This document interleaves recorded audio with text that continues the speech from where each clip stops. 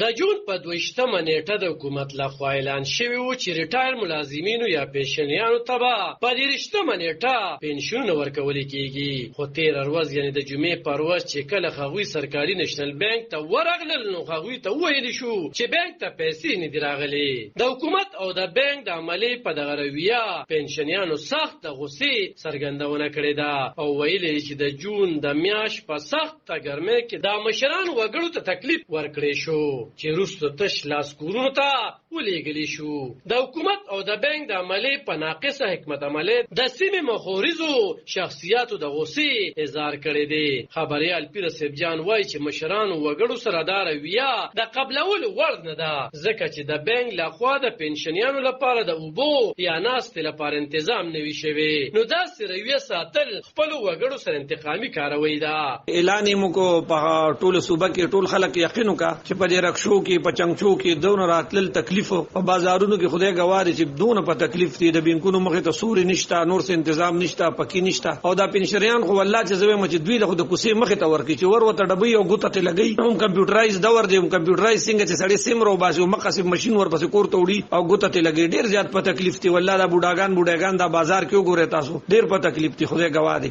نو زمونږ د आवाज دی الله پاک د دوی لپاره دوی کی او الله پاک د دوی د تکلیف ختم کی. دی خو د بنظیر والا خلک په تکلیف کې هغه پیسې ورکې 9000 روپے دی خو پنشن والا خوشاله چې د اختر لبراته سملو شي. یو بل ټولنیز فعال سلیم خان دورانی وایي حکومت د ګل پروز دوی ته پنشنونه ورکوي نو رش په زیات وي او اکثر ATM ماشینان خراب شي نو باید چې حکومت د اختر نه وړاندې دغه مشرانو زرانو او کونډو ته پنشنونه ورکول باوري کړي. دا اعلان ډیر ضروری پکار و ځکه چې اعلان یې وکړ نو چې وسم نه کېدو اعلان ته ضرورت و خلکو له تمه پیدا کړه او چې د بانکونو مخې ته کومې بوډاګان یا بوډاګان ولاړ دي او هغوی ورشي ورته نه پیسې نشته. نن 23 تاریخ دی سبالم چټي ده د اتوار پر دم چټي ده د ګډ پروت بر بانکونو مخې ته دونه رشي نو ګډ او نه خو چهارشنبه به خلک تنخواه وري او زیارت نه قرباني به خلک نه کوي وی د خدای پاک کال ورکړي. ټول نظر غلط کار دی چې د پیر پرواز باندې فرض خلک بانکونو ته لاړ شنو دونه رش په چې څوک په وادي او څوک په وانه دي نو منګل او بود ورپسې دروازه پاتې شوی نو چې دروازه پاتې شو نو چې د